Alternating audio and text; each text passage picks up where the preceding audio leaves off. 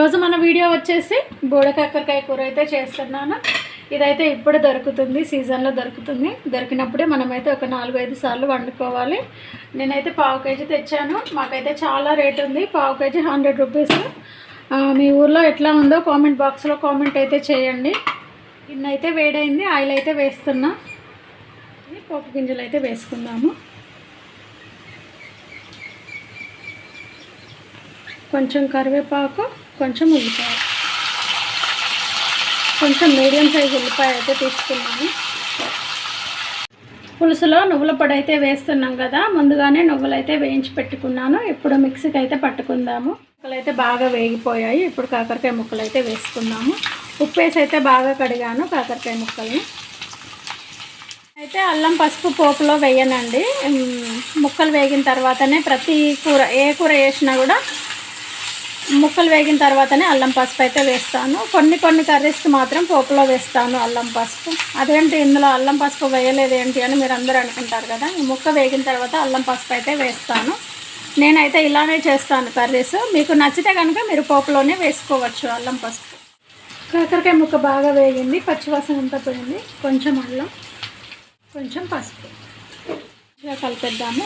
కలిపేసి ఒక 2 నిమిషాలు మూత పెట్టేసి తర్వాత ఉప్పు కారం వేసుకుందాము. ఉప్పు కారం అయితే వేసుకుందాము.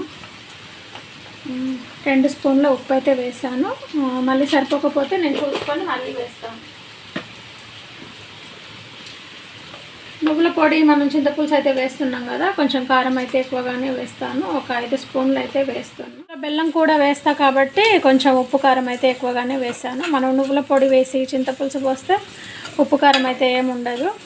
పులుపు ఏమైనా ఉంటే విరిగిపోవడానికి కొంచెం చిన్న బెల్లం ముక్క అయితే వేస్తాను ఇందులో.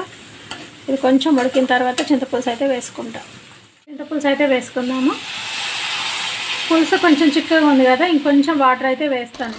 వాటర్ కూడా వేసాను. ఇది కొంచెం బాగా మరిగిన తర్వాత మనం ముందుగా పట్టుకున్నాం కదా నువ్వుల పొడి, అదైతే వేసుకుందాము. అయితే మరిగిపోతుంది కదా, మనం ముందుగా పట్టుకున్న నువ్వుల పొడి అయితే వేస్తున్నాను. నువ్వుల పొడి వేయగానే ఇదైతే చిక్కబడిపోయింది కదా, ఇంకా ఉడికిన కొద్ది కొంచెం చిక్కగా అవుతుంది. చల్లారిన తర్వాత ఇంకా చిక్కగా అవుతుంది. ఈ కూర అయితే మనం ఈరోజు చేసుకొని రేపు తింటే చాలా బాగుంటుంది. మన చేపల కూర లాగా ఉంటుంది అన్నమాట. బెల్లం ముక్క అయితే వేస్తున్నాను.